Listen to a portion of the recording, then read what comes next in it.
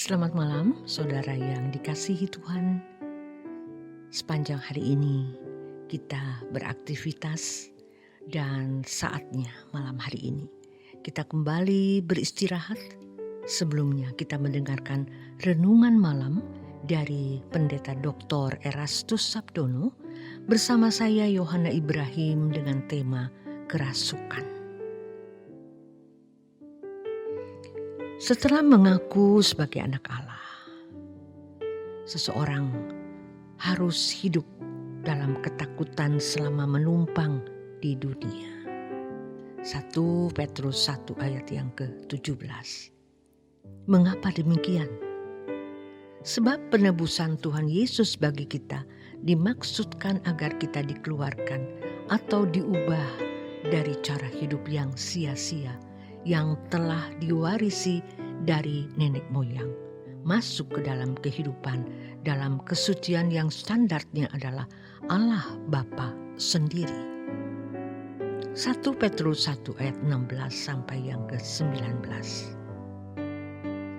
Seorang Kristen harus terus berusaha untuk bertumbuh dalam perubahan pola berpikir, sehingga mampu memiliki pola berpikir seperti Allah Bapa. Dengan demikian, tidak ada tempat bagi filosofi dunia dalam pikirannya yang sama dengan tidak memberi pangkalan untuk iblis.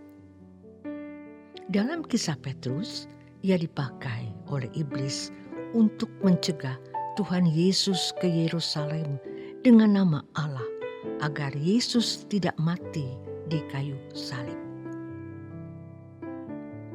Petrus merasa bahwa apa yang ada di dalam ide atau pikirannya berasal dari Allah.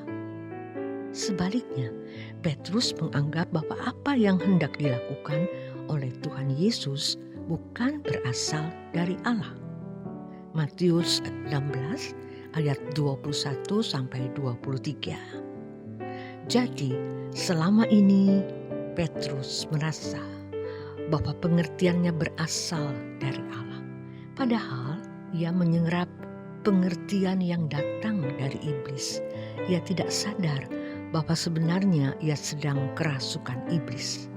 Dengan demikian, dapat dipahami bahwa apa yang diasup dalam pikiran menjadi landasan iblis. Kalau sampai masukannya cukup, maka iblis akan leluasa mengatur dan menguasai orang tersebut. Itulah sebabnya kita harus selalu mempertimbangkan bahwa kemungkinan masih ada pengaruh kuasa gelap dalam hidup kita yang terkait dengan cara berpikir dari prinsip-prinsip kebenaran yang kita pahami. Kita harus selalu memperkarakan apakah kita benar-benar sudah ada dalam kebenaran Tuhan.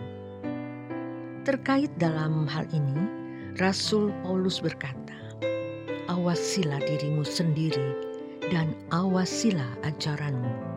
Bertekunlah dalam semuanya itu, karena dengan berbuat demikian, engkau akan menyelamatkan dirimu dan semua orang yang mendengar engkau. 1 Timotius 4 ayat yang ke-16. Petrus telah menerima masukan dalam pikirannya mengenai konsep Mesias yang salah, yaitu konsep Mesias menurut orang-orang Yahudi. Jadi tidak heran kalau iblis bisa menyusupkan idenya dalam diri Petrus untuk merusak pekerjaan Tuhan. Kepada Petrus, Yesus tegas berkata, "Enyalah iblis, engkau suatu batu sandungan bagiku, sebab engkau bukan memikirkan apa yang dipikirkan Allah, melainkan apa yang dipikirkan manusia." Dalam hal ini, betapa berarti dan pentingnya konsep-konsep yang ada di dalam pikiran seseorang. Dalam hal ini pula kita mengerti mengapa Yesus mengatakan bahwa manusia hidup bukan saja dari roti, tetapi dari setiap firman yang keluar dari mulut Allah. Kalimat keluar dari mulut Allah menunjukkan kepada kebenaran yang murni, yang tertuang dari Allah. Dalam hal ini sesungguhnya yang dibutuhkan setiap orang percaya bukan sekedar pengajaran yang diajarkan orang kepadanya, baik melalui khotbah secara lisan maupun buku yang tertulis, melainkan sebuah perjumpaan dengan Allah secara real, di mana orang bisa berinteraksi dengan Allah. Sekarang ini ajaran salah yang justru lebih banyak beredar, yaitu pengajaran yang tidak membawa seseorang kepada keselamatan yang sejati. Sebagai buktinya, semakin tidak kita jumpai orang-orang yang benar-benar memiliki kualitas hidup seperti Yesus. Hal ini bisa terjadi dalam kehidupan banyak orang Kristen, sebab pengajaran yang mereka terima berorientasi kepada berkat jasmani dan mukjizat. Padahal pergumulan hidup untuk memiliki pikiran dan perasaan Kristus adalah pergumulan yang berat, yaitu memasuki pintu yang sesak. Dibutuhkan perjuangan yang benar-benar serius. Orientasi pengajaran yang terfokus pada berkat jasmani dan mukjizat tanpa disadari mengarahkan jemaat kepada materialisme dan usaha membangun firdaus di bumi. Ini adalah kecerdikan iblis yang menyimpangkan pikiran orang percaya dari fokus yang benar. Banyak pengajar palsu yang mendapat kesempatan berkhotbah di berbagai media. Mereka merasa dan mengaku sudah bisa berdialog dengan Tuhan, padahal mereka tidak berdialog dengan Tuhan yang benar. Mereka terbiasa menyampaikan sesuatu yang diklaim sebagai suara dari Tuhan, tetapi apa yang mereka katakan adalah pikiran manusia, bukan pikiran Allah. Cirinya adalah apa yang disampaikan mengarah pada pengultusan diri sebagai orang yang dekat dengan Allah, berorientasi pada pemenuhan kebutuhan jasmani, bukan perkara-perkara yang di atas. Hal ini sangat tampak jelas pada pengajaran teologi kemakmuran dan penekanan alam roh.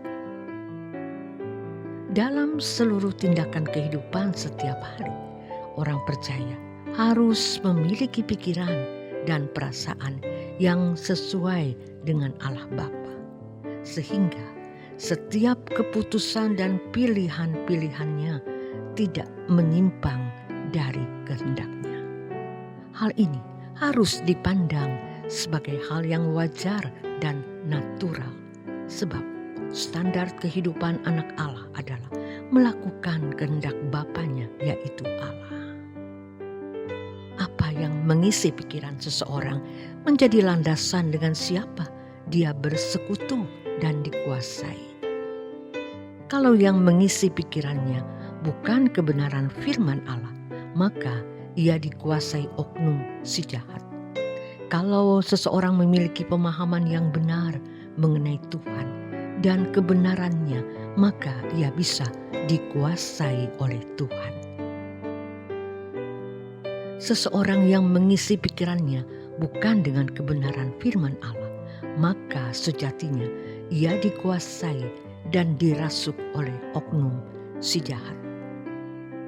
Selamat beristirahat menuju keperaduan malam. Tuhan Yesus memberkati.